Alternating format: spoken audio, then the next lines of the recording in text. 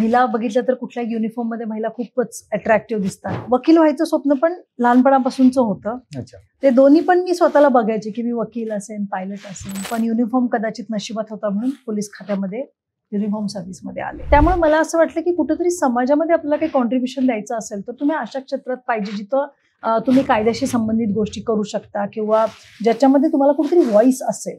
मी लग्न कधी केलं आणि DYSP कधी झालं? 2 मुलं झाल्यावर केलं, स्पर्धा परीक्षा दिल्या. मुलगी झाल्यानंतरच मी अभ्यास सुरू केला होता. सिलेक्शन झाल्यानंतर मुलगा तेव्हा 1.25 वर्षाचा होता जेव्हा ट्रेनिंगला जायचं होतं. मग त्याला ठेवून ट्रेनिंगला गेले कारण पर्यायच नव्हता दुसरा काही. अजूनही महिलांनी पोलीस खात्याकडे जाऊ नये असं बऱ्याच लोकांचं म्हणणं असतं. महिलांना कशाला द्यायचं पोस्टिंग, महिलांचं काय काम आहे. महिला तर खांद्याला खांदा लावून काम करतातच ना. तेच तर नको आहे ना समाजामध्ये की आम्हाला ट्रेनिंगमध्ये शिकवताना महिला आणि पुरुष असं शिकवत नाही. आम्हाला म्हणतात ऑफिसर हो तुम लोग. ऑफिसरला काही जात नाही, ऑफिसरला लिंग नाही, ऑफिसरला स्वतःची चॉईस नाही, तुम्ही फक्त ऑफिसर आहे. पोलीस नेहमी तोपेच्या तोंडालाच असतात ना. माझ्याकडे मेड नव्हती, घरामध्ये बाकीचं कोणी फॅमिली मेंबर नव्हतं, मुलगा एकदम छोटा होता, मुलगी पण छोटी होती. अशा वेळेला मला एकदम स्ट्रेस आला की त्यांना जेवण पण बनवायला घरात कोण नाही. आणि असं म्हणतात की पोलीस खात्यात काम करायला मिळणं ही खूप भाग्याची गोष्ट. तुम्ही स्पर्धा परीक्षेत सिनियर व्हायला बघू नका, नोकरीत सिनियर व्हायचा विचार करा. सुट्टीच्या दिवशीच काहीतरी VIP बंदोबस्त येतो, काहीतरी काम लागतं.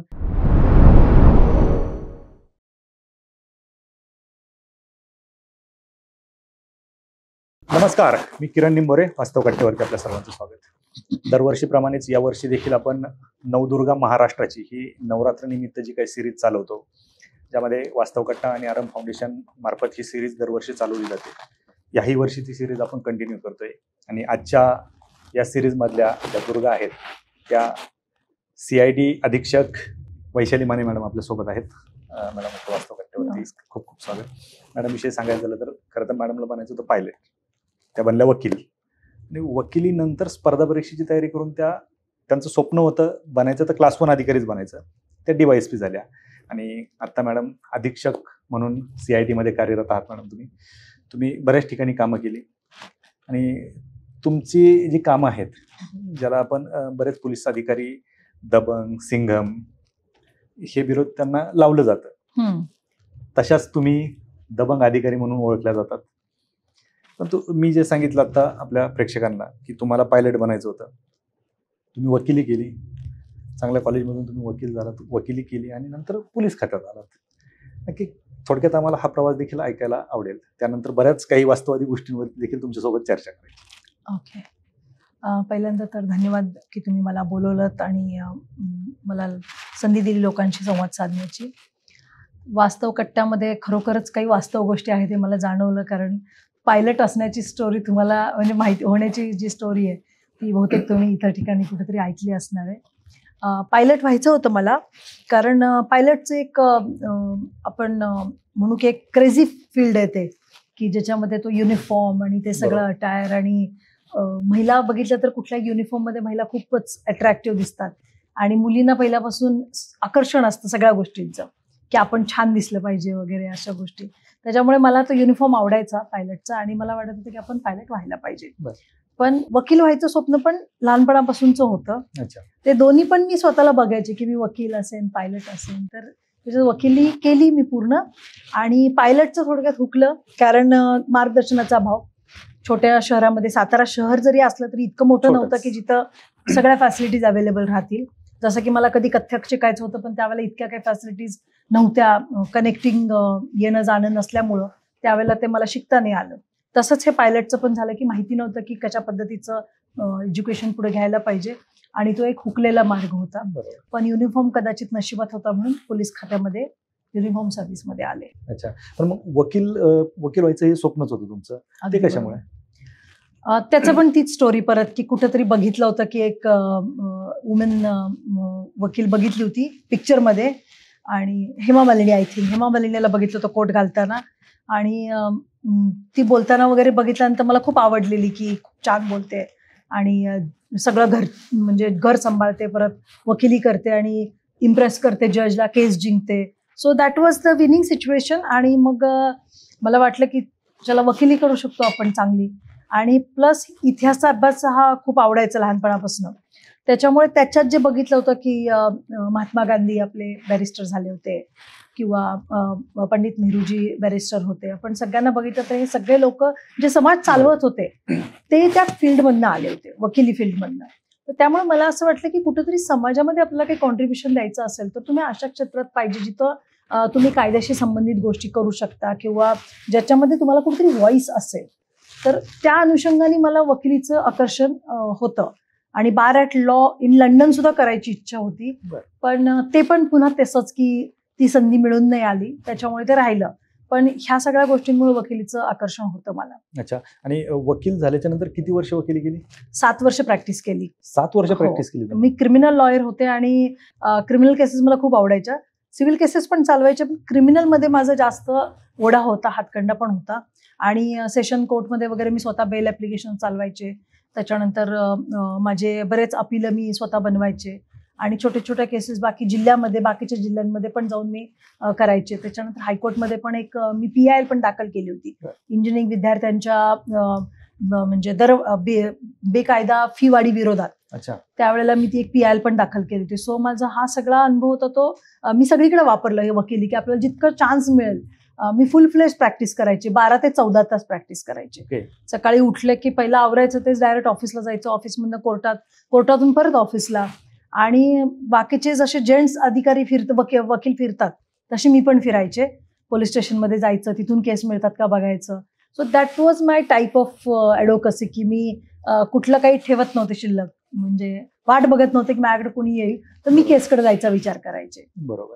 म्हणजे तुम्ही काम म्हणून नाही, आवड म्हणून पाहत होता. येस. मला एक ते प्रोफेशनची त्या एक ओढ होती की मला ह्याच्यात सक्सेसफुलच व्हायचंय आणि जोपर्यंत मी त्या टाईपनं राहत नाही तोपर्यंत मला तिथं हे नव्हतं. आणि मी ज्युनियर वकील असे होते की जी सगळ्यात जास्त केसेस चालवायचे त्यावेळेला सातारा कोर्टमध्ये. So I was very active आणि खूप मी बिझी पण होते कारण माझ्याकडे खूप काम होतं. त्याच्यामुळे कुठली तरी एखादी गोष्ट असते की इन्स्पायर होण्यासाठी, तसं तुम्हाला तो हेमा मालिनीचा मला वाटतं ज्योती मूवी असावा तो. हा बहुतेक. हा राईट. तर त्या मूवीने तुम्हाला इम्प्रेस केलं. बऱ्यापैकी आता पोलीस खात्यातले जे काही साऊथचे मूवी येतात त्याच्यामुळे बरेच आपले तरुणी इन्स्पायर होऊन पोलीस खात्याकडे येतात. मला एक लॉजिक हे कळलं नाही. असं म्हटलं जातं, तुम्हाला जास्त माहिती असेल कारण तुम्ही दोन्ही रोल केलेले आहेत. पोलिसांचं आणि वकिलांचं कधीच पटत नाही. मग तुम्ही एकतर 7 वर्ष प्रॅक्टिस केली, नंतर मग पोलीस खात्यात यायचं का ठरवलं? पोलीस खात्यातच यायचं असं नव्हतं. क्लास 1 व्हायचं होतं DYSP किंवा डेप्युटी कलेक्टर. आणि वकिलांचं जर आपण बघितलं तर पोलिसांचं वकिलांचं पटत नाही कारण त्यांचं दोघांचं जॉबच उलटे आहेत ना एकमेकांच्या. एक आरोपी पकडतो, दुसरा सोडवतो. पण त्याच वेळेला एक आरोपीच्या सपोर्टमध्ये असणारा म्हणजे पोलिसांच्या सपोर्टमध्ये असणारा पण सरकारी वकील असतो. सो ह्या 2 भूमिका आहेत. पण मी जेव्हा प्रॅक्टिस करत होते त्यावेळेस मला सरकारी वकिलांना हे करायला खूप आवडायचं कारण तेव्हा ऑफकोर्स मी आरोपींची वकील होते. पण आता जेव्हा मी इकडे आले, जेव्हा माझं हे बदलला त्यावेळेला मला सरकारी वकिलांबरोबर येऊन पोलिसांची बाजू मांडून आरोपीला जास्तीत जास्त कसं त्याच्यापर्यंत नेता येईल हे मी बघत होते. आणि आता प्रॅक्टिस केलेली असल्यामुळे मला हेही माहिती आहे की आरोपीचा वकील काय काय तयारी करू शकतो. त्याच्या अनुषंगाने मी पण माझ्या डॉक्युमेंट्समध्ये पहिल्यांदाच त्या पद्धतीने त्या गोष्टी मॅनेज करते आणि म्हणजे ती शेवटच्या टप्प्यापर्यंत चार्जशीट दाखल होऊन त्या आरोपीला कशी शिक्षा लागेल ह्याच्यापर्यंत नेण्यासाठीचा तो टप्पा आम्ही विचार करतो. नक्कीच. म्हणजे दोन्ही गोष्टी तुम्हाला तिथं फायदेशीर ठरतात. राईट. तर आता ह्या सगळ्या गोष्टी होत असताना ज्यावेळेस तुम्ही पोलीस खात्यात आलात, नक्की याच्यासाठी मला वाटतं तुम्ही 7 वर्ष प्रॅक्टिस केली वकिली. बरोबर. त्याच्या आधी तुम्हाला 4 वर्ष LLB गेले असतील. 5 वर्षाचा कोर्स. 5 वर्षाचा कोर्स. बरोबर. हे 7 वर्ष 11 वर्ष. तुम्ही लग्न कधी केलं आणि DYSP कधी झाला? लग्नानंतर पण प्रॅक्टिस केली कोल्हापूरला. अच्छा, लग्नानंतर प्रॅक्टिस केली त्याच्यानंतर तुम्ही स्पर्धा परीक्षा? 2 मुलं झाल्यावर केलं, स्पर्धा परीक्षा दिल्या. म्हणजे माझा मुलगा मी जेव्हा 9व्या महिन्यात 8व्या महिन्यात प्रेग्नन्सीच्या होते. सेकंड मुलगा माझा, पहिली मुलगी आहे मला, दुसरा मुलगा. तर मुलगी झाल्यानंतरच मी अभ्यास सुरू केला होता. पण तेव्हा स्पर्धा परीक्षांचं शेड्यूल इतकं व्यवस्थित नव्हतं. म्हणजे 1 वर्षांनी लेट ऍड यायची. म्हणजे 2002ची ऍड 3ला येणार, परीक्षा 4ला होणार, रिझल्ट 5ला लागणार, असं आमचं होत गेलं. त्यामुळे ज्या परीक्षेला मी बसली ती 2007ची परीक्षा होती. त्याची ऍड 2008ला आली होती. पूर्व परीक्षेचा रिझल्ट 2009ला लागला. त्यावेळेला 2009ला परीक्षा चालू झाली आणि त्यावेळेला मी प्रेग्नंट होते सेकंड टाइम. तर ते करिअर आणि हे दोन्ही एकत्रच चालू होतं की फॅमिली पण सेटलमेंट करायची असं, कारण फॅमिलीला प्रायोरिटी माझी पहिल्यापासून आहेच आणि मी त्याच्यात पण कधी मला कॉम्प्रोमाइज करायचं नव्हतं. त्याच्यामुळे हे पण मी करत होते, ते पण करत होते. आणि प्रेग्नन्सीच्या काळातच अभ्यास करत होते, कारण त्याच्या आधीची परीक्षा जी होती ती इंटरव्ह्यूमध्ये फार थोडक्या मार्कासाठी माझं सिलेक्शन झालं नव्हतं. आणि मग मला असं वाटत होतं की हा शेवटचा चान्स आपण घ्यायचा आता, की आता दुसरा मुलगा झाला तर परत मुलांना सांभाळायला दुसऱ्या कुणाकडे तरी द्यायचं, परत आपण हे करायचं. आणि मागं एक बॅक ऑफ द माइंडला एक वकिली असण्याचे हे असल्यामुळे थोडा कॉन्फिडन्स होता की ठीक आहे, झालं तरी ओके, नाही झालं तरी आपण ऍज इट इज कंटिन्यू करू शकतो. ते प्रेशर नव्हतं करिअरचं, त्याच्यामुळे पण मी ते करत होते. आणि मग लकीली असं झालं की त्याच वेळेला सिलेक्शन झालं. म्हणजे मुलगा 8व्या महिन्याच्या ह्याच्यात असताना, पोटात असताना परीक्षा दिली पुण्याला येऊन आणि सिलेक्शन पण झालं. मग सिलेक्शन झाल्यानंतर मुलगा तेव्हा 1.25 वर्षाचा होता जेव्हा ट्रेनिंगला जायचं होतं. मग त्याला ठेवून ट्रेनिंगला गेले, कारण पर्यायच नव्हता दुसरा काही. तुम्हाला हे माहिती होतं ट्रेनिंग हार्ड असतं हे त्यावेळेस माहिती होतं, तरी तुम्ही? मी पहिली स्पोर्ट्समनच आहे, त्याच्यामुळे मला असं काही हार्ड ग्राउंडचं वगैरे अशी काही भीती नाही कधी वाटली. आमच्या घरामध्ये दोघी बहिणी इंटरनॅशनल प्लेअर आहेत, मी स्वतः पण कबड्डीची प्लेअर आहे, खो खोची प्लेअर आहे, कॉलेजला जनरल चॅम्पियन होते. त्याच्यामुळे ग्राउंडची भीती नाही काहीच. मेन मला टेन्शन होतं की माझा मुलगा छोटा आहे.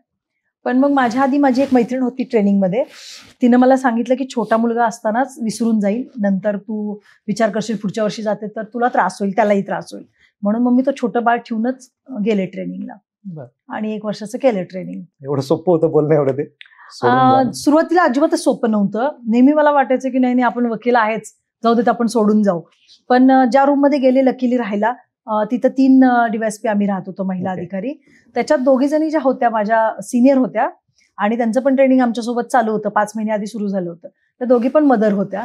त्याच्यातल्या एकीची मुलगी माझ्या मुलापेक्षा छोटी होती आणि दुसऱ्या मॅडमचा मुलगा त्यांच्यापेक्षा मोठा होता. तर मग मला त्यामुळं एक सिक्युरिटी आली की ठीक आहे, आपल्याही पेक्षा काहीतरी वेगळं असणारी लोक इथं आहेत, आपलंच काही दुःख इतकं मोठं नाही की मुलाला ठेवून आलोय. त्यांची तर मुलगी 8 महिन्याची त्या ठेवून आल्या होत्या. तर मी विचार केला ठीक आहे, माझा मुलगा 1.25 वर्षाचा आहे, त्यांची मुलगी 8 महिन्याची आहे. सो मग अशा पद्धतीने काढले दिवस कसे तरी. या सगळ्या गोष्टीला फॅमिलीचा सपोर्ट होता? ऑफकोर्स फॅमिलीचा सपोर्ट होता. म्हणजे मुलांचा मेन सपोर्ट होता की मुलं खूप हट्टी नाही आहेत आणि आजी आजोबांकडे पण राहिले, मेडकडे पण राहिले आणि आई वडील पण माझे सुट्टीच्या काळात त्यांना सांभाळायचे, ते घेऊन जायचे. माझे भाऊ बहीण सगळे, ज्यांना जसा वेळ मिळेल, जसं मुलांकडे जशी राहतील तसं ते सांभाळलं जायचं. त्या काळात माझा मुलगा माझ्या मोठ्या बहिणीला मम्मी म्हणायचा, कारण तो खूप छोटा होता तर त्याचं ते हे नव्हतं. पण मग झालं ऍडजस्ट, म्हणजे होतं. अच्छा. आणि 1 वर्षाचं ट्रेनिंग झालं म्हणजे? हो. त्यानंतर पहिलं पोस्टिंग कुठे झालं? सिंधुदुर्ग जिल्ह्यामध्ये. सिंधुदुर्ग म्हणजे प्रोबेशन तुमचं तिकडे? प्रोबेशन. अच्छा. आता पोलीस खात्यामध्ये तुम्ही मला वाटतं 17 म्हणजे 20 वर्ष तुम्ही? नाही, माझं जॉईनिंग 11चं, म्हणजे आता 15 वर्ष झाले. 15 वर्ष तुम्ही पोलीस खात्यात सर्व्हिस करताय. येस. ज्यावेळेस तुम्ही पोलीस खात्यामध्ये जॉईन झाला होता, अजूनही महिलांनी पोलीस खात्याकडे जाऊ नये असं बऱ्याच लोकांचं म्हणणं असतं. तुम्ही तर 15 वर्षापूर्वी गेला होता, तुमचे काय अनुभव आहेत पोलीस खात्यात? पोलीस खातं काय वेगळं खातं काही नाहीये आणि ऑफिसर लेवलला सगळी खाती सेम असतात. पोलीस असू देत किंवा महसूल असू देत, सगळीकडे प्रशासकीयच काम आहे आणि फील्डवरचं काम करण्यासाठीचं ट्रेनिंग तुम्हाला दिलेलंच असतं. त्याच्यामुळे DYSP म्हणून काम करताना किंवा इव्हन IPS ऑफिसर म्हणून पण महिला अधिकाऱ्यांना काम करताना असा कुठला महिला म्हणून कधी प्रॉब्लेम आलेला नाहीये. आणि पोलीस खात्यात येत नाही कारण का ट्रेनिंगच असतं प्रत्येकाला, कॉन्स्टेबल पासून तर अपग्रेड IPS पर्यंत सगळ्यांना ट्रेनिंग इतकं हार्ड दिलेलं असतं की तुम्हाला असं काही जाणवतच नाही की तुम्ही वेगळ्या कुठल्या ह्याच्यामध्ये आहे आणि त्याचा त्रास होतोय. अनलेस अँड अंटिल तुम्ही खूप वीक असाल मनाने, तर तुम्हाला मग तो कुठल्याही खात्यात त्रास होईल. ते तर आहेच. जर आवड नसेल तर मग खातं कुठलंही असू ते त्रास होणार. पण नेहमी असं सांगितलं जातं पोलीस म्हणजे ऑन ड्युटी 24 आवर्स, 24 तास काम, मग फॅमिली किंवा काम ह्या सगळ्या गोष्टी किंवा स्वतःची हेल्थ असेल, कसं मॅनेज करता? 24 तास तर सगळेच जॉब आहेत आजकालचे. सरकारी जॉब आपण जर बघितले सगळ्यांचं काम 24 तास आहे. पोलीसला फक्त म्हटलं गेलं की 24 तास ड्युटी आहे, पण सर्व अधिकारी 24 तास काम करतात. आणि हेच तर एक मजा आहे खरं तर लाईफची, की तुम्ही ऑलवेज डिमांडमध्ये आहात, तुमच्याकडून काहीतरी हवं आहे लोकांना. काही तुम्ही जर बघितलं तर ज्यांना जॉब नसतो किंवा जे बाकीचं कामच नाही करत, त्यांना कोणी विचारत पण नाही की तुम्ही काय करताय दिवसभर किंवा काही नाहीये. सो दिस इज समथिंग, तुमचं एक अस्तित्व आहे ह्या गोष्टीमुळं. 24 तास तुमचं अस्तित्व असणं, तुमची रिक्वायरमेंट असणं समाजासाठी, कामासाठी, हे एक मी तर असं म्हणते की काहीतरी आपल्याला देवानी दिलेलं एक हे आहे, वरदान आहे. की तुम्हाला काम आहे. बरोबर. अदरवाईज तुम्हाला काम नसेल तर मग खाली दिमाग शैतान का घर आपण म्हणतो तशा पद्धतीनं मग हे महिलांचे सगळे इश्यूज असे तयार बरोबर. होतात. मला एक फक्त सांगा की जनरली समाजामध्ये महिलांना खूप कॅज्युअली घेतलं जातं की महिला आहे, असंही होतं की नाही तिच्याकडून होणार नाही. पोलीस खात्यामध्ये असं काही असतं की महिलांना हे काम तुम्हाला जमेल का, किंवा महिला पाहून काम किंवा महिला पाहून पोस्टिंग असं काय असतं किंवा असं होतं काय? माघारी होतं, हं. म्हणजे आहेत तसे अनुभव की महिलांना कशाला द्यायचं, पण समोर कोणी बोलत नाही. पण बरेचदा पोस्टिंगमध्ये तसं होतं, म्हणजे अनुभव येतो, प्रयत्न होतो. तर मंत्रालयाच्या स्तरावर कधी आम्हाला असं म्हटलं जात नाही की महिलांना, पण अधिकाऱ्यांमध्ये जेंट्स अधिकाऱ्यांकडून तसं बोललं जाऊ शकतं की महिलांना कशाला. असे अधिकारी काही बघितलेत, ऐकलेत अनुभव, स्वतः पण अनुभवलंय की माघारी बोलतात, महिलांना कशाला द्यायचं पोस्टिंग, महिलांचं काय काम आहे. ट्रेनिंग पासून बघितलेलं आहे, म्हणजे असं काही नाही आहे. That is fact. महिला तर खांद्याला खांदा लावून काम करतातच ना. तेच तर नको आहे ना समाजामध्ये. अच्छा, पण आज त्याच पोलीस खात्याची धुरा कोणाकडे? ऑब्व्हियसली. त्या महिलेकडेच. म्हणूनच म्हटलं की आम्हाला ट्रेनिंगमध्ये शिकवताना महिला आणि पुरुष असं शिकवत नाही. आम्हाला म्हणतात ऑफिसर हो तुम लोग. ऑफिसरला काही जात नाही, ऑफिसरला लिंग नाही, ऑफिसरला स्वतःची चॉईस नाही. तुम्ही फक्त ऑफिसर आहे आणि ऑफिसर आहे तर ऑफिसरच्या ज्या ड्युटीज आहेत त्या तुम्हाला करायच्या.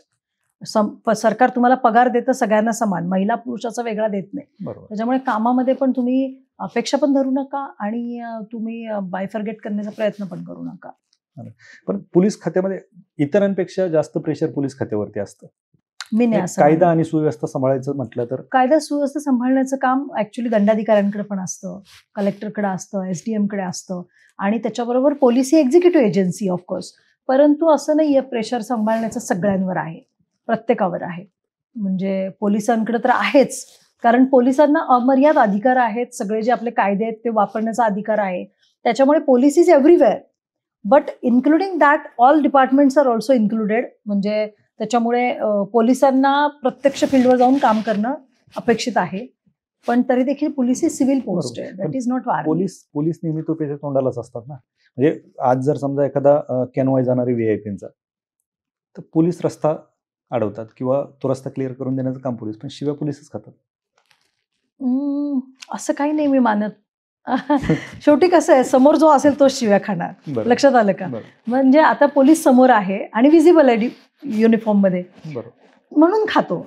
दुसरे जे कोणी असतील समजा त्यांनी केलं असतं. आणि आता तुम्ही बघा, अनेकदा तुम्ही बघत असाल जिथं गर्दी होते आणि ट्रॅफिक जाम असतं, पोलीस तिथं नसतो कधी कधी आणि दुसरीकडे अवेलेबल असं लोक खाली उतरून करतात स्वतः पण, बरोबर आहे. आता त्याच्यातल्या बऱ्याच लोकांना माहिती असतं की सिव्हिल लोक आहेत, तरी पण त्यांच्यावर ते ओरडत असतात. बिकॉज पण ते त्यांचं काम नाहीये ते करणं, तरी पण ते करतात. पण जो दिसतो फ्रंटला तो व्यक्ती टार्गेट होतोच. बरोबर. आणि तुम्ही 7 वर्ष प्रॅक्टिस केली वकिली, काय तिथले अनुभव तुम्हाला इकडे कामाला येतात? हो, 100% खूप येतात कामाला. आणि वकिली मी एवढी मनापासून केली होती आणि पहिलंच फील्ड म्हणतात ना, पहिल्या मुलाकडे आपलं लक्ष जास्त असतं, तसं माझं त्या पहिल्या करिअरकडं एवढं डीप लक्ष होतं की तिकडचे सगळेच अनुभव मला कामाला येतात. ओके. हां, प्रत्येक अनुभव.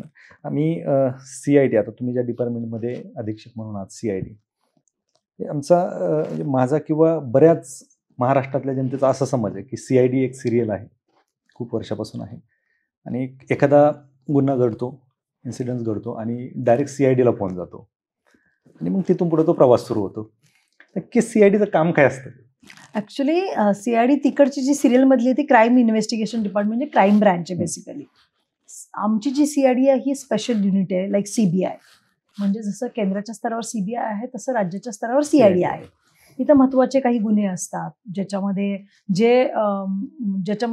हे होऊ नये, कुणाबरोबर अन्याय होऊ नये म्हणून काही मोठे गुन्हे असतात ते सरकार इकडे पाठवून देतं, किंवा हायकोर्ट सांगते की ह्याच्या स्पेशल इन्व्हेस्टिगेशनची गरज आहे. काही महिलांशी संबंधित गुन्हे असतील, काही राजकीय गुन्हे असतात जे एकमेकांच्या विरोधातले असतात, ज्याच्यामध्ये त्या लेवलच्याच ठिकाणी जर तपास केला तर एकमेकांवर ॲलिगेशन्स होऊ शकतात. असे काही गुन्हे CIDकडे येतात. आर्थिक गुन्हे मेनली सगळे CIDकडे येतात. आणि बाकीचे डिपार्टमेंट CIDचे हे फक्त गुन्ह्यांशी संबंधित नसून बाकी सगळे आहेत. जसं की मी आता टेक्निकलची SP आहे, तर माझ्याकडे सगळे तांत्रिक गुन्हे, म्हणजे तांत्रिक विश्लेषण आहे माझ्याकडं.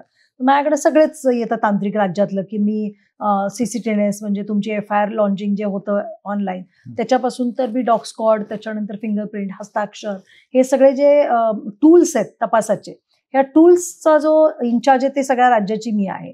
त्याच्यामुळे तो पण एक CIDचा खूप महत्त्वाचा पार्ट आहे आणि तिथं सगळा राज्याचा डेटा कलेक्ट होतो आणि तिथून मग आपल्याला बऱ्याच गोष्टी हे करता येतात. बरोबर. कारण आम्ही जे CID पाहत होतो ते सिरियलमध्ये, तिथं डायरेक्ट अधिकाऱ्यांना फोन जातो आणि ते तपासायला जातात. बरोबर. असा काय तो समज दूर करण्यासाठी खरं तर हा प्रश्न विचारला होता. ओके. ज्यावेळेस तुम्ही वेगवेगळ्या ठिकाणी कामं केली, कधी असं होतं की बरेच लोक म्हणतात की राजकीय प्रेशर असतं किंवा पॉलिटिकल प्रेशर असतं, असं कधी होतं? प्रेशर तर राहणारच. राजकीय प्रेशर नाही म्हणता येणार, पण काही लोकांचं असतंच ना, फोन येणं किंवा बाकीच्या गोष्टी असणं. शेवटी तुम्ही कसं हँडल करता कुठली सिच्युएशन त्याच्यावर ते डिपेंड आहे. प्रत्येकच ठिकाणी फोन येतात असं काहीच नाहीये. म्हणजे अजिबातच नाही. इतके वर्षात मी 100च्या वर तपास केलेत. हार्डली मला एखाद्या केसमध्ये फोन आला असेल कोणाचा. नाहीतर नाही येत. म्हणजे इतकं काही प्रेशर असं, पोलिसांना त्यांचं काम माहिती आहे, याच्यावर सगळ्यांचा विश्वास आहे. खूपच काही प्रॉब्लेम झाला, खूपच लॉ अँड ऑर्डर असेल, पण एखादा मोठा गुन्हा दाखल आहे, मर्डर दाखल आहे, तर त्याच्यामध्ये कोणीतरी फोन करून आरोपी सोडा सांगताय, असं अजिबात होत नाही. सो तो एक वेगळा पार्ट आहे. पण एखादा दंगा झालेला आहे, लॉ अँड ऑर्डर आहे, तिथं हाणामारी झाली आहे आणि राजकीय पक्ष आहेत इन्व्हॉल्व, त्याच्यामध्ये अगदीच टोकाची भूमिका पोलीस अधिकारी पण घेत नाहीत आणि ती घेऊ नये म्हणून फोन येतात. पण ह्याचा अर्थ असा नाही की ते प्रेशर आहे. That is submission. बरोबर. ह्या सगळ्या ठीक आहे, प्रेशर नाही आहे तो भाग वेगळा आहे, परंतु ह्या सगळ्याबरोबर तुम्हाला फॅमिली पण सांभाळायची. तुम्हाला 2 मुलं होती, आहेत. कुटुंब, लहान मुलं, हा. 2 लहान मुलं होती त्यावेळेस हा. आणि त्यांनाही सांभाळायचं होतं, कुटुंब सांभाळायचं होतं आणि नोकरी करायची होती. कसं मॅनेज करत होतं? आता कसं आहे, मागे एकदा आमच्या बोरोणकर मॅडमनं पण हा प्रश्न विचारला होता, की त्या सांगतात की इंटरव्ह्यूमध्ये त्यांना विचारलं होतं की कसं मॅनेज करणार, तर त्यांनी सांगितलं की I will cross the bridge when I will reach over there. तसंच मी पण जसं समोर आलं तसं गोष्टी मॅनेज करत गेले. कारण तुम्ही काहीच प्रेडिक्ट नाही करू शकत. बरोबर. की आज तुम्ही कसं मॅनेज करणार. जसं की आज इथंपर्यंत पोहोचण्यासाठी मला कसं यायचंय हा मी ठरवून येऊ शकत नव्हते. मी विचार न करता मला निघावं लागेल, यावं लागेल, पोचावं लागेल. तसंच मी रोजचा दिवस मॅनेज करत गेले. कुठले प्लॅन नाही केले की मला कसं प्लॅन करायचंय, कसं काय करायचंय. आता एखाद्या वेळेस असं झालं की खूप प्रचंड काम होतं मला आणि मला इतकं प्रेशर होतं ऑफिसमध्ये पण, घरामध्ये माझ्याकडे मेड नव्हती, घरामध्ये बाकीचं कोणी फॅमिली मेंबर नव्हतं, मुलगा एकदम छोटा होता, मुलगी पण छोटी होती. अशा वेळेला मला एकदम स्ट्रेस आला की त्यांना जेवण पण बनवायला घरात कोण नाही. मग त्यावेळेला मला 4-5 दिवस सुट्टी टाकावी लागली जबरदस्तीने, की नाही मला आता पर्यायच नाहीये, मग मुलं ठेवू कुठं मी. अशी सिच्युएशन येते, नाही असं नाही, पण ती काही रोजची गोष्ट नाहीये. बरोबर. स्वयंपाक जमतो? हा, म्हणजे काय, मी चांगली कुक आहे. कारण बऱ्यापैकी आम्ही पाहतो की अधिकारी व्यस्त असतात, त्याच्यामुळे जास्त किचनमध्ये नसतात. व्यस्त असतात, स्वयंपाक करायला वेळ मिळत नाही, पण स्वयंपाक येत नाही असं नाही. स्वयंपाक येतो, मी चांगली कुक आहे. पूर्वी मी म्हणजे 2 वर्ष हाऊसवाईफ म्हणून पण मी काम केलेलं आहे. जेव्हा अभ्यास करत होते त्यावेळेला हाऊसवाईफ कम अभ्यास करत होते, स्टुडंट होते. त्याच्यामुळे सगळं जेवण बिवण, आणि माझी आई पण वर्किंग वुमन होती, टीचर होती. त्याच्यामुळे मला घरातलं तेव्हा पण जबाबदारी होती आणि त्यावेळेला पण मी सगळं बनवायचे, जेवण, आईचा डबा वगैरे सगळं. त्यामुळं आमच्या घरामध्ये चांगली कुक होते मी. तुम्ही ज्यावेळेस अभ्यास करत होतात त्यावेळेस मला वाटतं 2007-8चा जो काही कालावधी आहे, 2012 पर्यंत डिस्क्रिप्टिव्ह पॅटर्नचा सिलेबस होता. म्हणजे जसं UPSC आहे आणि आता MPSCने तो पॅटर्न परत आणला. येस. बरेच विद्यार्थी म्हणतायत की बाबा नको, डिस्क्रिप्टिव्ह पॅटर्न नको किंवा तो नाही झेपणार. कशा पद्धतीने मॅनेज करत होत तुम्ही? ऍक्च्युली मला तर असं वाटतं की मुलांनी ह्या गोष्टीत पडूच नये. जे तुम्हाला दिलेलं आहे समोर ते चॅलेंज तुम्ही घ्या. शेवटी स्पर्धा परीक्षा चॅलेंज आहे. म्हणजे आता माझाच अनुभव सांगते मी तुम्हाला, की मी जेव्हा सुरू केला अभ्यास त्यावेळेला 800 मार्काची परीक्षा होती, डिस्क्रिप्टिव्ह. प्री होती 200 मार्काची आणि 800 मार्काची तुमची मेन्सची परीक्षा होती. तर आम्ही अभ्यास केला त्यावेळेला. माझा बँकिंग विषय होता. 2 अटेम्प्ट दिले, 2 अटेम्प्टमध्ये झालेलं नव्हतं. तिसरा अटेम्प्ट देताना MPSCचा पोर्शनच बदलून गेला पूर्ण आणि आम्ही 800 मार्काची परीक्षा डायरेक्ट 1600 मार्काची झाली. पण त्याच्यापुढे हाईट म्हणजे बँकिंग विषय पण बंद झाला. म्हणजे जो आमच्या मुख्य परीक्षेतले 2 सब्जेक्ट होते, हिस्ट्री, बँकिंग, ते बंद त्याच्यातलं माझं झालं. बँकिंगच बंद झालं. मग आता पर्याय काय? आता हिस्ट्री 200 मार्काचा होता, तो हिस्ट्री 400 मार्काचा झाला आणि आता मला नव्याने पुन्हा विषय पण घ्यावा लागला वेगळा. पण आम्ही काय आंदोलन बिंदोलन नाही करत बसलो. आम्ही आता समोर आलं, आपल्याला अभ्यास करायचा आहे. मी लगेच दुसरा विषय निवडला, सोशिओलॉजी. लगेच अभ्यास सुरू केला. कारण शेवटी कसं आहे, काही जण भांडत बसतात, बाकीचे अभ्यास करतात आणि निघून जातात काढून परीक्षा आपली आणि ते सेटल होऊन जातात. त्याच्यामुळे मला असं वाटतं की सरकारची जी काही भूमिका आहे त्याच्या अनुषंगाने जाणं आणि विनाकारण नको त्या गोष्टीत वेळ न घालवता आपल्या करिअरकडे फोकस करणं हे जास्त इम्पॉर्टंट आहे. बरोबर. तुम्ही स्पोर्टमध्ये होतात. येस. आज आपण पाहतो की बरेच वेळा असे आर्टिकल्स येतात किंवा न्यूजपेपरला, टीव्हीला दाखवलं जातं की पोलिसांच्या आरोग्यांचा प्रश्न, पोलिसांच्या आरोग्याचा खूप मोठा प्रश्न आहे. मग त्याच्यामध्ये सांगितलं जातं की ताण, त्यांना वेळ भेटत नाही व्यायाम करायला, ह्या सगळ्या गोष्टी सांगितल्या जातात. तुम्ही कसं मॅनेज करता? ॲक्च्युली काय होतं माहिती आहे का, आजकाल पोलीस खात्यात अवेअरनेस खूप आलेला आहे ह्या सगळ्या गोष्टींचा. पूर्वी असं होतं की आमचे लोक वडापाव खायचे, रस्त्यावरच्या बऱ्याच गोष्टी खात होते कारण वेळ मॅनेज होत नव्हता. पण आजकाल लोक वेळ मॅनेज करून डबा घेऊन जातात स्वतः, शक्यतो बाहेरचं खात नाहीत. अवेअरनेस आलेला आहे की आपल्याला पण तब्येत सांभाळणं गरजेचं आहे. आणि ऑफिसर्स तर स्वतःचं, म्हणजे मी तर स्वतः डाएट नेहमीच मेंटेन करते आणि मला आवड पण आहे त्या गोष्टीची. सो एखादा तास काढणं काहीच मुश्किल नसतं, नक्कीच काढू शकतो. काय आता भरपूर महिला आहेत, काय संदेश देताल तुम्ही त्यांना की म्हणजे पोलीस खात्यामधल्या या हेल्थच्या संदर्भात? मला महिलांना पोलीस खात्यातला तसा संदेश द्यायची गरज नाही कारण बऱ्याच अवेअरनेस आहे. पण मी अनेक महिला अधिकारी अशा पण बघितल्या की ज्या म्हणजे महिला म्हणूनच राहतात. त्यांच्या ते लक्षात येत नाही की आपल्याला हेल्थ मॅनेज करण्याची गरज आहे आणि त्याच्या दृष्टिकोनातून त्या थोडंसं दुर्लक्ष करतात. तर तो त्यांनी देणं गरजेचं आहे असं मला वाटतं. पोलीस ऑफिसर झालोय आपण तर आपल्याला ते फिटनेस पण ठेवणं गरजेचं आहे. कारण मेंटल फिटनेस हाच तुमचा शेवटी तुमच्या कामामध्ये पण फिटनेस देतो. बरोबर. मॅडम, मला एक जे नेहमी पडलेला प्रश्न असतो प्रत्येकाला, की प्रत्येकजण म्हणतो की मूवीमध्ये पण दाखवलं जातं, विशेषतः साऊथचे जे मूवी आहेत त्याच्यामध्ये एखादा इन्सिडेंट घडलं की तिथं पोलीस येतात आणि आपल्याकडे म्हणतात की पोलीस नेहमी घटना घडल्याच्या नंतर येतात. याला नक्की कारण काय काय असतात? पोलीस घटना घडल्यावरच येणार ना. ऑब्व्हियसली. नाही, पण असं म्हटलं जातं की खूप लेट झालं किंवा कालची एक घटना आहे की 2 तासानंतर पोलीस तिथं आले. नाही, असं काहीच नाहीये. प्रत्येकाचा अनुभव वेगळा आहे. आता बरेचदा पोलिसांना कळवत पण नाहीत लोक. पोलिसांना कसं कळणार? जोपर्यंत तुम्ही सांगत नाही, कोणीतरी आम्हाला फोन करत नाही, तोपर्यंत आम्हाला कळणं शक्यच नाहीये. म्हणजे आणि आम्हाला कळल्यानंतर आमचा बीट मार्शल तर फार फास्ट पोहोचतो. म्हणजे तो 15 मिनिटांमध्ये पोहोचतोच कारण त्याच्या पद्धतीनेच त्याचा सेटअप केलेला असतो सगळा. त्यांना ते पोहोचणं पण गरजेचं असतं. एक्झॅक्टली. त्याला रिपोर्टिंग टाइमच आहे ना.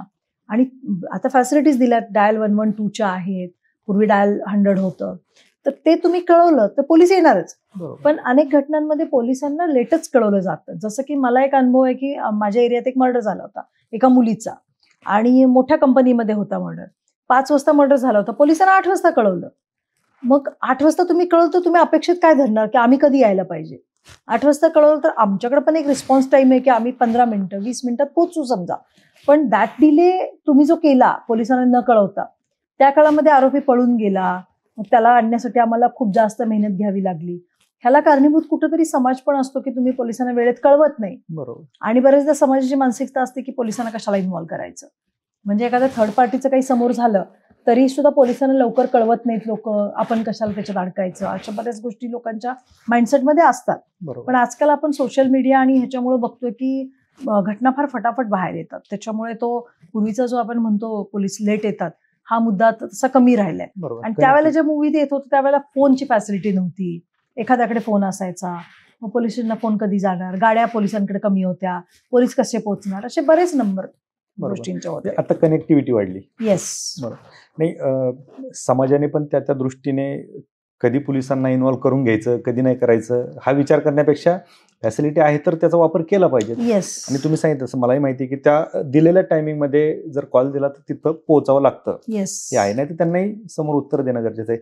आता ह्या सगळ्या गोष्टी होत असताना कित्येक महिला आहेत त्यांचं अजूनही पोलीस खात्याकडे नाही, आम्हाला हे जमणार नाही किंवा महिलांनी पोलीस खात्यात नको असे विचार करणारे भरपूर लोक आहेत. काय संदेश द्याल त्या महिलांना? पोलीस खात्यात यायला काहीच हरकत नाहीये. वेलकम. मला एक मंत्रालयात एक मुलगी भेटली होती, इंटरव्ह्यूची तयारी करत होती आणि जस्ट माझ्या शेजारी उभी राहिली होती. तर तिनं बघितलं माझ्यासोबत बॉडीगार्ड वगैरे होतं. मग तिला कळलं मी कोणीतरी ऑफिसर आहे. तर तिने मला विचारलं की मॅम असं असं माझा इंटरव्ह्यू आहे, तर मग तुम्ही पोलीस अधिकारी आहे का? म्हटलं हो. तर ती मला म्हटली की पण मॅम पोलीस खात्यात यायला पाहिजे का महिलांनी? म्हटलं का नाही? ती म्हटली की नाही, खूप लोक म्हटले की पोलीस खातं काही चांगलं नाहीये काम करायला आणि मला तर आवडतं मॅडम DYSP व्हायला. तर मी म्हटलं पण काही हरकत नाही, मी तुझ्या समोर आहे म्हटलं. आणि बरोबर. तुला मला बघून तर तुला असं काही वाटतं का की पोलीस खात्यात काम न करण्यासारखं काही आहे? त्याच्यामुळे तुला जर आवड असेल तर नक्कीच तू सिलेक्शन घ्यायला पाहिजे त्या गोष्टीचं आणि व्हायला पाहिजे अधिकारी. बरोबर. मिळालेला चान्स सोडण्यात काहीच मतलब नाहीये. बरोबर. आणि असं म्हणतात की पोलीस खात्यात काम करायला मिळणं ही खूप भाग्याची गोष्ट आहे. त्याच्यामुळे तुम्हाला बऱ्याच ठिकाणी लोकांना सेवा करण्याची संधी मिळते, जी इतर खात्यातल्या लोकांना मिळत नाही, कारण तुम्ही फील्डवर असता. तुमच्याशी संपर्क साधणारी लोक असे कुठल्या क्षेत्रातले नाही आहेत की जे तुमच्याकडे येत नाहीत. Everyone is coming to you. आणि म्हणजे तुम्ही जर बघितलं आता की जे दुसऱ्या खात्याचा पण विषय आहे, रस्त्यात खड्डे पडले पोलिसांना कॉल येतो, कुठं दंगा झाला पोलिसांना कॉल येतो. म्हणजे छोट्या छोट्या गोष्टींमध्ये, कारण का की पोलीस अवेलेबल आहेत आणि अवेलेबल असल्यामुळे त्यांचं कनेक्शन पण समाजाशी खूप जास्त आहे. त्याच्यामुळे पोलीस खात्यात काम करताना जे एक सॅटिस्फॅक्शन मिळतं आपल्याला, काहीतरी केल्याचं समाधान, ते मला वाटतं खूप मोठं आहे. बरोबर. माझं एक ऑब्झर्वेशन सांगतो. तर तुम्ही कितपत त्याच्यावरती बोलाल हे माहीत नाही, परंतु पोलीस खात्यामध्ये जर आपण पाहिलं तर पोलीस स्टेशनची दुरावस्था असते. बऱ्याच ठिकाणी पोलिसांना राहायला घरं नसतात. पोलीस संघटन करू शकत नाहीत आणि पोलिसांचा आवाज सरकारपर्यंत पोहोचवणारं कोणी नसतं. याच्यामध्ये पोलिसांवरती अन्याय होतो कधी? अन्याय आता मान्यावर आहे तुमचे. न्याय, अन्याय ह्या गोष्टी माणसाच्या फिलिंगवर डिपेंड असतात, की एखाद्याला वाटतं की ही सिस्टीम आहे. शेवटी सिस्टीमला कोणी चॅलेंज करणं योग्य नसतं आणि सिस्टीम ही माणसांनी बनत नाही. सिस्टीम ही इटसेल्फ सिस्टीम आहे. त्याच्यामध्ये माणसं बदलत राहतात, पण सिस्टीम कधी बदलत नाही. बरोबर. त्याच्यामुळे जे नियम आहेत, जे रूल्स रेग्युलेशन्स आहेत, त्याच्याच अनुषंगाने पुढे जाणं हे डिपार्टमेंटमध्ये शिकवलेलं असतं. संघटनेचं जर म्हणाल तर संघटनेची तशी फार मोठी काही गरज नाहीये. Police itself is a power. त्याच्यामुळे संघटनेने काय फार मोठा फरक नाही पडणार आहे आणि खूप पॉवरफुल असणाऱ्याला आणखीन पॉवर द्यायची संघटना करून, ते कुठंतरी थोडंसं हे होईल. आणि आम्हाला अशी गरज नाही वाटली कधी संघटनेची. आमचा आवाज कुणी दाबण्याचा प्रयत्न केला असं आम्हाला तर काही वाटलं नाही. मुळातच पोलीस हे स्वतःच आउटस्पोकन असतात. आपलं म्हणणं मांडायला ते एकदम सक्षम असतात. त्यांना परेडमध्ये ओरडायला लावून त्यांना आवाज फोडलेलाच असतो. सो पोलीसचा आवाज काही दबत नाही कुठे. त्याच्यामुळे वाटत नाही मला तशी काही गरज आहे. आता पोलीस स्टेशनच्या दुरावस्थेचं तुम्ही म्हटलात तर तशी आता सिच्युएशन फार ठिकाणी नाही राहिलेली. सगळीकडे आता बऱ्यापैकी पोलीस स्टेशन चांगले झालेले आहेत. सगळीकडे तुमच्या डिजिटल फॅसिलिटीज गेलेल्या आहेत, कम्प्युटर्स गेलेले आहेत, ट्रेनिंग दिलेलं आहे. पूर्वीचे जे पोलीस अंमलदार होते ते अशिक्षित होते, आता शिकलेली मुलं आलेली आहेत खात्यामध्ये. त्याच्यामुळे ते पण आता व्यवस्थित राहतात. आणि म्हणजे माझी एक मैत्रीण आहे DCP, तिनं मला एक अनुभव सांगितला होता की काही महिला कॉन्स्टेबल्स आहेत मुंबई पोलीसमध्ये, त्या स्वतः सर्व्हिसला येतात दिवसभर आणि सुरुवातीच्या काळामध्ये ज्या काही त्यांना बॉडीगार्डच्या बाकीच्या ज्या ड्युटी असतात ह्याच्यामधल्या बऱ्याचशा महिला स्वतःच्या घरामध्ये त्यांनी मेड ठेवलेल्या असतात. म्हणजे कॉन्स्टेबल घरात मेड ठेवते 2-2, 3-3 आणि इकडे नोकरी करते. सो ती पण ते एन्जॉय करते, बरोबर, की तिला आवडतं की ती पण कुठंतरी बॉस आहे. So this is change. आणि तो चेंज आहे की म्हणजे मुली असं विचार नाही करत की एवढा पगार मिळतोय मी साठवून ठेवते घरासाठी. त्या म्हणतात ठीक आहे ना, आम्ही पण मजा करतो, आम्ही पण एन्जॉय करतो. सो दिस इज चेंज आणि मला आवडलं ते. म्हणजे आय लाईक दॅट. नक्कीच मॅडम, तुम्ही क्षेत्र बदलत गेलात. तुम्ही वकिलीतून तुम्हाला क्लास 1 अधिकारी बनायचं होतं, तुम्ही पोलीस खात्यात आलात. आज लाखो विद्यार्थी महाराष्ट्रामध्ये स्पर्धा परीक्षेची तयारी करतात. कोणी 4 वर्ष, कोणी 8 वर्ष, कोणी 10 वर्ष, कोणी 12 वर्ष अजूनही स्पर्धा परीक्षेत, म्हणजे त्यांचं स्वप्न त्यांना साकार करायचं आहे म्हणून टिकतायत, अभ्यास करतायत. काय सांगाल की किती वर्ष, तुम्ही जसं सांगितलं की तुमच्याकडे एक प्लॅन बी होता वकिली, या विद्यार्थ्यांना काय संदेश द्याल, बाहेर पडायला तयार नाहीत? तो मला असं वाटतं की चुकीचं आहे ते. म्हणजे तुम्ही पूर्वी बघा PSIला 28 वर्षापर्यंतच देता येत परीक्षा. आता PSI पण त्याच्यापेक्षा जास्त वयाचा होतो. 31 झालं, 33 झालं, असं आणखीन ते पुन्हा वाढत गेलं, कॅटेगरीनुसार जास्त पण झालं. पण ह्याच्यात कुठेतरी वयाची अट पण घातली पाहिजे. आणि दुसरी गोष्ट की मुलांनी पण ठरवलं पाहिजे की कुठं थांबायचं. ते मी अनेकदा बघितलेलं आहे. आम्ही पण त्या फेजमध्ये होतो कधी काळी, म्हणून मी सांगू शकते की तो एक पॅशन आहे की मी अभ्यास करत राहतो. आम्हाला एक सर होते, त्यांचं एक वाक्य खूप छान होतं की तुम्ही स्पर्धा परीक्षेत सिनियर व्हायला बघू नका, नोकरीत सिनियर व्हायचा विचार करा. बरोबर. स्पर्धा परीक्षेत अनेकांना सिनियर व्हायला खूप आवडतं, म्हणजे टपरीवर जायचं, अरे मी परीक्षा दिली रे, मला माहिती ना काय असतं, असं करत करत कित्येक वर्ष मुलं काढतात. म्हणजे मला कमाल वाटते की मुलांनी इतकं टाइम वेस्ट त्याच्यामध्ये करणं हे कितपत योग्य आहे. कारण मग तीच मुलं निगेटिव्हिटी पसरवतात की अरे असं होतं, त्याच्यात काय सगळं असं असतं, मॅनेज होतं. अजिबात असं काही नाही, मॅनेज तर काहीच होत नाही. आता तर शक्यच आणि नाही शक्यच नाही. आणि दुसरी गोष्ट काय, आता आमच्याकडे एक मुलगा होता, जो आम्हाला बुद्धिमापन शिकवायचा. खूप ब्रिलियंट होता मुलगा. त्याला अगदी तो PSIची परीक्षा द्यायचा. मी कधी PSIची परीक्षेच्या जास्त इंटरेस्टमध्ये नव्हते, तर तो PSIची परीक्षा द्यायचा आणि त्याला PSI व्हायचं होतं. तर तो खूप हुशार होता. म्हणजे 150 मार्काच्या पेपरमध्ये त्याला 140 मार्क क्लासमध्ये पडायचे. क्या बात आहे. आणि सगळ्यांना वाटायचं की हा म्हणजे होणारच, कारण प्रत्येकाला तो शिकवायचा. पण लाईफमध्ये कधी तो पास नाही झाला. काय होतं त्याची माहीत नाही, त्याचं दुर्दैव किंवा काय, पण तो पास नाही झाला. नंतर मग तो टीचर म्हणून शिकवायला लागला आणि अशा गोष्टी, म्हणजे की त्याचं बरंचसंच त्याच्यामध्ये वेस्टेज झालं. तर असं पण आहे की हा नशिबाचा पण कुठेतरी एक पार्ट आहे की तुम्ही त्याच्यात जाणार अथवा नाही जाणार. पण मुलांनी पण, मला असं वाटतं की मी जसं स्वतःला ठरवलं होतं की 3च अटेम्प्ट द्यायचे, ओके. त्याच्या पुढे नाही. तसं प्रत्येकाने ठरवलं पाहिजे की मला 3 द्यायचे, 4 द्यायचे, what ever it may be, तेवढे द्या. त्याच्यानंतर तुम्ही दुसरीकडे शिफ्ट व्हा. अदरवाईज तुम्ही 40-40 वर्ष वयाची होईपर्यंत जर स्पर्धा परीक्षेचा अभ्यास करत बसला, तर तो जो एक तुम्हाला नर्वसनेस, एक फ्रस्ट्रेशन आणि उत्साह कमी होणं लाईफमध्ये, तो तुम्ही हे होणार. आणि मुळात मला असं वाटतं की लग्न पण थांबवू नये मुलींनी. त्यासाठी लग्न थांबवणे, मी स्पर्धा परीक्षा झाल्यावरच लग्न करेन, अजिबात असलं काही करू नका तुम्ही. कारण त्यांनी काय होतं माहितीये का, की आपण त्या एका गोष्टीकडे इतकं कॉन्सन्ट्रेशन लावून बसतो आणि बाकीच्या आजूबाजूचे सगळे आपल्या पुढे निघून जातात. मग आपल्याला तेव्हा दिसतं की अरे आपल्या बरोबरच्या बॅचमेटशी लग्न झाले, त्यांची मुलं आहेत, आपल्याकडे हेही नाही तेही नाही. कुठेतरी एक सॅटिस्फॅक्शन लेवल असली पाहिजे. जसं की मी माझ्या लाईफमध्ये कुठंच लेट नाही केली कुठली गोष्ट. बरोबर. लग्न पण टाइममध्ये केलं, मुलं पण टाइममध्ये केली. त्याच्यानंतर म्हणजे मी करिअर आणि कुटुंब ह्या दोन्हीला कधीच एकमेकांचा अडसर होऊन दिला नाही. आणि ते जर ठरवलं तर काहीच अवघड नाहीये. कित्येक, तुम्ही सांगा, महिला कित्येक वेळा सिरियल बघण्यात इतका वेळ घालवतात आणि त्या सांगत असतात की नाही आम्हाला वेळच नाही, आता काय लग्न झालं, आता काय करणार.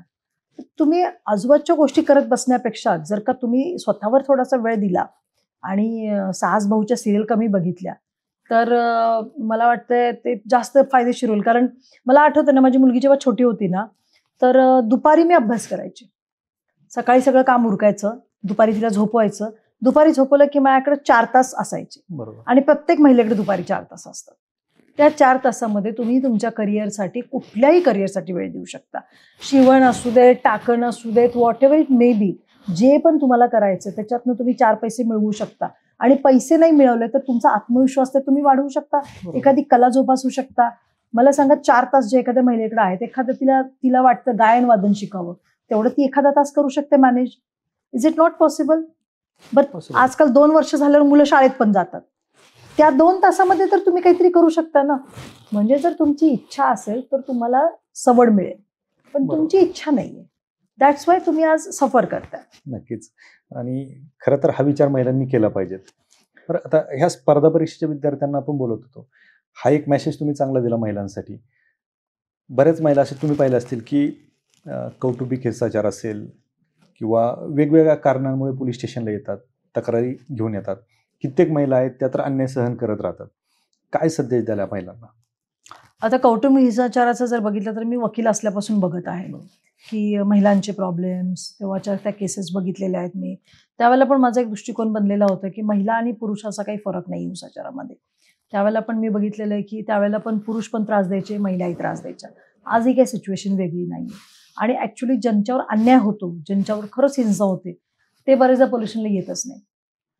ह्याच्यातले बरेच लोक, महिला तर अशा आहेत की ज्या, म्हणजे तो माहिती आहे कायदा म्हणून आलेला आहे.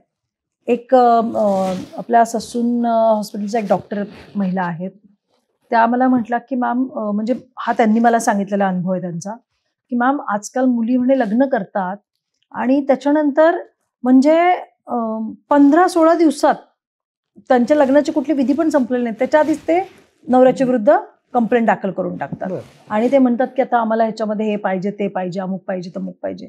कारण आजकाल आपण बघितलं तर आजकाल प्रत्येक कपलला 1-2च मुलं आहेत.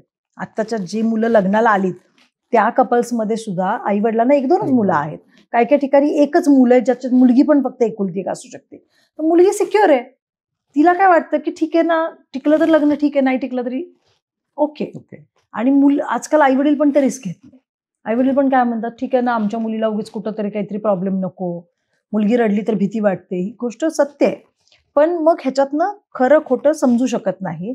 त्याच्यामुळे त्या कायद्याचा पण वापर थोडा जपून झाला तर खऱ्यांना न्याय मिळणं शक्य होईल असं वाटतं. बरोबर.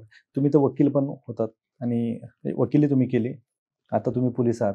ज्यावेळेस अशा काही केसेस येतात महिलांच्या, माहिती आहे की महिला चुकीची आहे, पण कायदा बऱ्यापैकी असं म्हटलं जातं कायदा महिलांच्या बाजूने, त्यावेळेस काय विचार असतात? तसं जज कुठलीच गोष्ट मी करत नाही. कारण एखादी महिला समजा आली जरी तक्रार द्यायला, तर तिचे काहीतरी वेगळे पण अनुभव असतात. भले ह्या व्यक्तीकडून नसतील, आधीच्या दुसऱ्या व्यक्तीकडून असतील. तिचा माइंडसेट तसं बनण्यासाठी काहीतरी परिस्थिती कारणीभूत झालेली असेल. त्याच्यामुळे जोपर्यंत केसवरच फक्त लक्ष देणे, की आलेली केस सिद्ध होतीये का, मग ती खरी खोटी हा मुद्दा नाहीये, सिद्ध होतीये ना, दॅट्स फाईन. कारण आमचं काम आहे पुरावे गोळा करणं. पुरावे गोळा केल्यामध्ये पुरावे नाही मिळाले तर एखाद्यावर पुरावे नाही मिळाले म्हणून अन्याय पण होऊ शकतो जो कंप्लेंट आहे. त्याच्यामुळे जज करणं हा जो मुद्दा आहे तो पहिल्या 1-2 वर्षातच असतो अधिकाऱ्यांचा. त्याच्यानंतर अधिकारी रुटीन बनतो. त्याला मग समोर आल्यानंतर येणारी प्रत्येक गोष्ट केसच आहे. त्याच्यामुळे तो जज नाही करत. म्हणजे भावनिकतेने कुठल्याच गोष्टीचा विचार करूच शकत नाही. आणि मग भावनिकतेने केलात तर मग तुम्ही एक तुमचं माइंडसेट, जसं की मी महिला अधिकारी आहे तर मी विचार करणार नाही, मी महिलांनाच न्याय देणार, मग मी त्यामुळे पुरुषांवर अन्याय नाही का करणार. त्याच्यामुळे मला ते ठरवता येणार नाही. आणि मग पुरुष पण तेच विचार करतील की बायका तर अशा असतात की खूपच झांबाज असतात आणि त्रासच देतात, कदाचित त्याची बायको त्याला घरात त्रास देत असेल, तो त्याच्यावरून जज करायला जाईल, मग तसं जज त्यांनी केलं तर मग तो महिलांवर अन्याय करत राहील. बरोबर. त्याच्यामुळे कुणीच कुणावर जजमेंटल होऊन विचार न करणं जास्त योग्य आहे. अगदी बरोबर. ज्यावेळेस घरामध्ये फंक्शन वगैरे असतात आणि इकडे तुम्हाला खात्यामध्ये पण तसं तर नेहमी होतं, म्हणजे खूप कॉमन गोष्ट आहे की नसतोच, आम्ही नसतो, म्हणजे कार्यक्रम आपणच ठेवलाय ना, आपण नाहीये, असं खूपदा होतं, विशेषतः महिलांच्या बाबतीत. कारण घरामध्ये एखादा प्रोग्राम असेल तर एक वेळेस पुरुष नसेल तर चालतो, पण महिला असायलाच पाहिजे. नाही ना, पुरुष नसेल तरी वाटतंच वाईट की बाबा अरे त्या कार्यक्रमाला नाहीये. पण महिलांच्या बाबतीत, आमच्या बाबतीत समजा आम्ही बरेचदा घरात कार्यक्रम ठरवतो की आज पूजा ठेवायची, हे ठेवायचं, सुट्टी असती म्हणून ठेवलेली असती.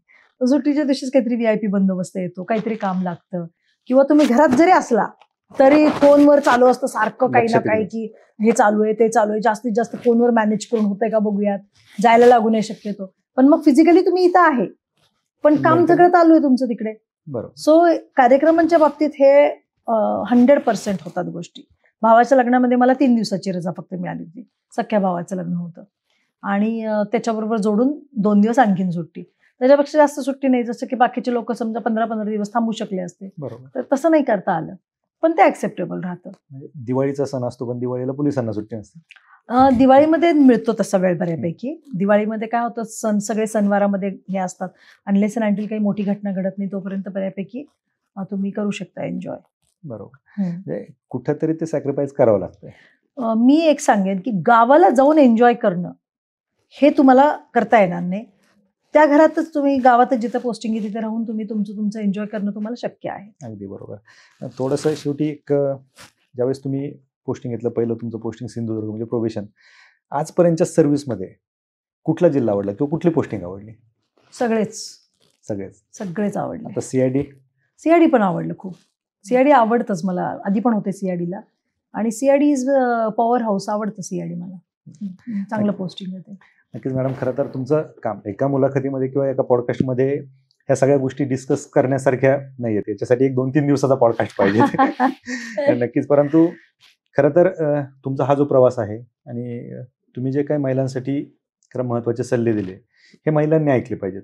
तुम्ही जे सांगितलं की जो 4 तास वेळ भेटतो, नाही, महिला ऐकतात. मला मी असं बघितलंय, आता परवाच एका कार्यक्रमाला मी गेले होते, त्याच्या आधीच त्या लोकांनी मला अजून एका कार्यक्रमाला बोलवलं होतं, तिथं महिला होत्या सगळ्या, आणि तेव्हा त्यांना मी साडी बिडी घालून गेले होते. मी जनरली कार्यक्रमाला साडी घालून जाते, कारण महिलांना असं वाटलं नाही की आपण त्यांच्यापेक्षा काहीतरी वेगळं आहोत. तर तिथे गेल्यानंतर त्यांना पहिल्यांदा तेच आश्चर्य वाटलं की मॅडमना साडी घालता येते. म्हणजे हा जो एक दृष्टिकोन आहे की अरे त्यांना काय, ते काय जीन्स वगैरे घालून फिरतात, साडी थोडी घालता येत असेल. तरी साडी घालून गेले. साडी घातल्यानंतर त्याच्यातल्या निम्म्या माझ्या फॅन झाल्या की अरे मॅडमनी साडी घातली. मग जेव्हा मी भाषणामध्ये सांगितलं की तुम्हाला किती पदार्थ करता येतात, मला किती येतात, आणि मग ते बोलल्यानंतर बऱ्याच ज्या म्हणजे तरुण मुली पण होत्या ज्यांचं लग्न झालं, 1-2 मुलं झाली समजा त्यांना, त्या म्हटल्या की आम्हाला पण हे सगळे पदार्थ करता येत नाही. म्हणजे मी दिवाळीचे सगळे पदार्थ घरी करते, मी कधी आचारी बोलवत नाही, मी घरामध्ये चटणी बनवते, माझं सगळं वर्षाचं सामान मी स्वतः बनवते, मेडकडून नाही, मी स्वतः बनवते. आणि मग हे ऐकल्यानंतर त्यांना आश्चर्य वाटलं की असं कसं काय, म्हणजे माझी स्टोरी ऐकली. आता ह्या कार्यक्रमाला गेल्यानंतर त्याच्यातल्या 4 महिलांनी स्वतःचं काम सुरू केलं. आणि त्यांनी मला येऊन सांगितलं की मॅम तुम्ही आम्हाला सांगितलं, आणि त्याच्यातल्या दुसरीने सांगितलं की आमची नणंद आहे मॅम, तिनं पण तुमचं इन्स्पिरेशन घेऊन आता काम सुरू केलंय आणि ती काहीतरी करतेय की बाबा 2 तास का होईना पण मी काम करणार स्वतःसाठी. सो अनेक ठिकाणी मी माझं इन्स्पिरेशन घेऊन महिला करतात. नक्कीच. म्हणजे इन्स्पिरेशन कुठून मिळते हे खूप महत्वाचं असतं. Yes. अर्थात एक एवढ्या मोठ्या अधिकारी असून ते स्वतः करतात, तर आपण काय करतोय हेही महिला विचार करत असतील, आणि त्याच्यामुळे कदाचित म्हणजे त्यांना मी तेच प्रत्येक ठिकाणी सांगते की लग्न आणि मूल ह्याला बदनामी नका करू तुम्ही, की लग्न झाल्यामुळेच झालं नाही, मुलंच झाल्यामुळे झालं नाही. त्याच्यामुळे आजकाल काय व्हायला लागलं की मुलीला मुलंच नकोय. म्हणजे हे एक आपण बायोलॉजिकल हे चेन तोडायचाच प्रयत्न करतो. अशा नाही, आम्हाला जबाबदारीच नको, नाहीतर एखादंच मूल. एखाद्या मुलाच्या मानसिकतेचा काय तुम्ही विचार करत नाही. तुम्ही तर तुमच्या लाईफमध्ये सेटल झालाय, मोठं झालाय, तुम्हाला बहीण भावंड आहेत, पण त्या मुलांना कुणीच नाहीये, ते मुलं एकटी एकटी राहतात. हा विचार तुम्ही तुमच्या एका सेल्फिशनेससाठी करत नाही. हा माझा स्पष्ट, ज्या महिला 1 मूल होऊ देत, आम्हाला जमणारच नाही सांभाळायला, हे जे काही बोलतात, मला तर वाटतं 1 मूल सांभाळण्यापेक्षा 2-3 मुलं सांभाळणं जास्त सोपं आहे, कारण त्यांना सांभाळायला लागत नाही, ते एकमेकांना सांभाळतात. सो त्यांना त्यांचं लाईफ जगू द्या, असं माझं स्पष्ट महिलांना सल्ला आहे. नक्कीच. खरं तर आणि हे ऐकलं पाहिजेत महिलांनी, कारण काय होतं, आज तुम्ही जसं सांगितलं की मूल नकोय किंवा जबाबदारी नकोय, आणि असा विचार जे करतात त्यांनी तुमच्याकडे पाहिलं पाहिजेत. 2 मुलं झाल्याच्या नंतर तुम्ही ट्रेनिंगला गेला होतात, आणि हा आदर्श खरं तर महिलांनी घेणं गरजेचं आहे. खरं तर ही जी आजची आपली सिरीज आहे नवरात्रनिमित्त, ज्याला नावच आपण दिलेलं आहे की नवदुर्गा महाराष्ट्राच्या. ओके. खरं तर आज तुम्ही एक दुर्गा म्हणून यांच्यासाठी एक आदर्श ठरू शकता, कारण जी आत्ताची जी पिढी आहे, या पिढीला जबाबदारी नको आहे, आणि ती जबाबदारी स्वीकारून तुम्ही आज ज्या पदावरती आहात, हाच खरं त्यांच्यासाठी आदर्श असेल. तुम्ही वास्तव कट्ट्यावरती आलात आणि आमच्यासोबत मनसोक्त गप्पा मारल्या, त्याबद्दल आपलं खूप खूप आभार. Thank you so much. थँक्यू.